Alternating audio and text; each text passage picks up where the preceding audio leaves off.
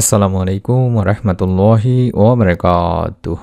1 minute মাদ্রাসা YouTube চ্যানেলে সম্মানিত দিনী ভাই বোনেরা, আশা করছি আল্লাহ তাআলার অশেষ রহমতে ভালো আছেন, সুস্থ আছেন।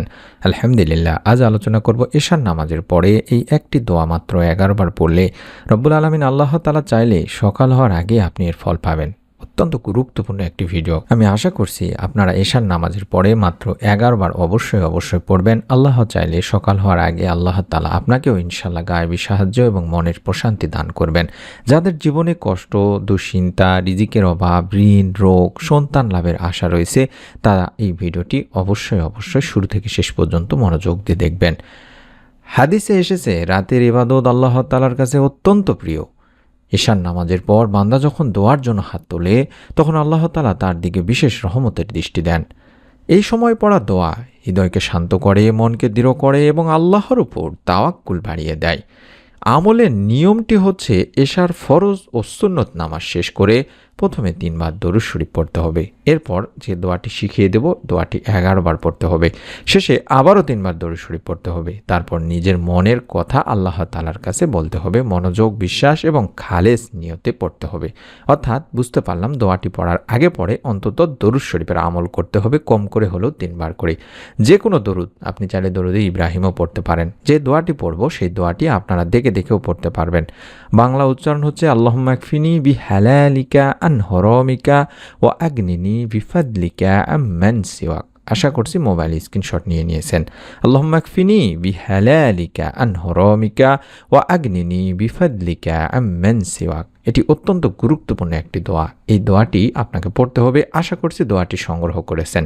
এই দোয়ার অর্থ বা বাংলা অর্থ হচ্ছে, হে আল্লাহ, আপনি আমাকে আপনার হালাল দ্বারা হারাম থেকে বাঁচান এবং আপনার অনুগ্রহে আমাকে অন্য সবার মোকাপেক্ষী হওয়া থেকে মুক্ত করুন। কি উপকার পাওয়া যায়? আল্লাহ চাইলে হালাল রিজিকের রাস্তা খুলে যায়, ঋণ ও অভাব কমতে শুরু করে, মনের অশান্তি দূর হতে শুরু করে বা দূর হয়ে যায়, দোয়া কবুলের আশা তৈরি হয়, গায়েবী সাহায্য আসে, অন্তরে তৃপ্তি নেমে আসে। অনেকে এই দোয়া পড়ে রাতেই অন্তরে হালকা ভাব অনুভব করেছেন। এটাও আল্লাহর রহমতের একটি নিদর্শন।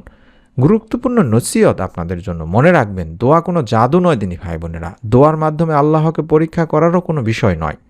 দোয়া কবুল হয় আল্লাহর হিকমাহ অনুযায়ী, সঠিক সময়ে বান্দার জন্য যা উত্তম সেটা দিয়েই। তাই ধৈর্য রাখুন, নামাজ ছাড়বেন না, হারাম থেকে দূরে থাকুন। আজ থেকে নিয়ত করে এশার নামাজের পর যে দোয়াটি দেখাচ্ছি আবারও, এই দোয়াটি 11 বার করে পড়ুন। অর্থাৎ আগে দরুদ শরীফের আমল করে নিন, অন্তত কম করে হলো দরুদে ইব্রাহিম পড়ুন, অথবা 3 বার আমি যেভাবে শিখিয়ে দিচ্ছি নিয়মটি এভাবে পড়ুন। আল্লাহুম্মা সাল্লি ওয়া সাল্লিম আলা নবী ইনা মুহাম্মদ। এশার নামাজের পরে, অর্থাৎ এশার সুন্নত নামাজের পরে বা নফল নামাজের পরে আল্লাহুম্মা সাল্লি ওয়া সাল্লিম আলা নবী ইনা মুহাম্মদ, এভাবে 3 বার এই দরুদটি পড়বেন। তারপরে 11 বার পাঠ করবেন আল্লাহুম্মা কফিনি বিহালালিকা আন হারামিকা ওয়া আগনিনি বিফাদলিকা আম্মান সিওয়াক। এভাবে 11 বার পড়বেন। আমি আবারও বলছি, আশা করছি মোবাইলের ছবি উঠাই নেবেন। আল্লাহুম্মা কফিনি বিহালালিকা আন হারামিকা ওয়া আগনিনি বিফাদলিকা আম্মান সিওয়াক। এভাবে 11 বার পড়ার পরে আবারও আপনাকে 3 বার দরুদ পড়তে হবে। অর্থাৎ আল্লাহুম্মা সাল্লি ওয়া সাল্লিম আলা নবী ইনা মুহাম্মদ। আল্লাহুম্মা সাল্লি ওয়া সাল্লিম আলা নবী ইনা মুহাম্মদ। আল্লাহুম্মা সাল্লি ওয়া সাল্লিম আলা নবী ইনা মুহাম্মদ।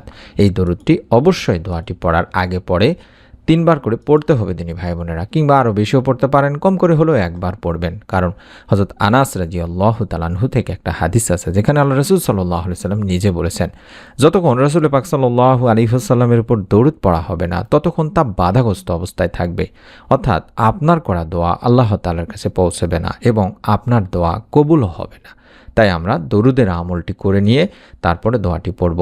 আল্লাহ তাআলা যেন আমাদের সকলের, আপনার আমার সকলের মনের আশা পূরণ করেন, আপনাকে হালাল রিজিকে বরকত দান করেন এবং দুশ্চিন্তা থেকে মুক্ত করেন, মনের নেক আশা পূরণের সুসংবাদ দান করেন।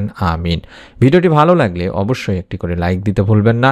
আপনার নিকট আত্মীয় স্বজন প্রিয়জনদের সাথে ভিডিওটি শেয়ার করুন এবং এমন আরও নতুন গুরুত্বপূর্ণ ভিডিওগুলো সবার আগে পাওয়ার জন্য আমি চ্যানেলটি সাবস্ক্রাইব করার অনুরোধ করব। দেখায় দিচ্ছি আপনাদের সুবিধার্থে। এই ভিডিওটির নিচে এই লেখাটি দেখুন লাল বৃত্তের মধ্যে, এই সাবস্ক্রাইব লেখাটি পাবেন সাদা, এটার উপর একবার চাপ দিয়ে রাখবেন। আশা করি আমাদের নতুন ভিডিওগুলো আপনার আর মিস হবে না। সকলে ভালো থাকুন, সুস্থ থাকুন, কমেন্টে দোয়া চান, দোয়া করুন, আল্লাহ তাআলা যাতে করে সকলের দোয়া কবুল করেন। আসসালামু আলাইকুম ওয়া রাহমাতুল্লাহ।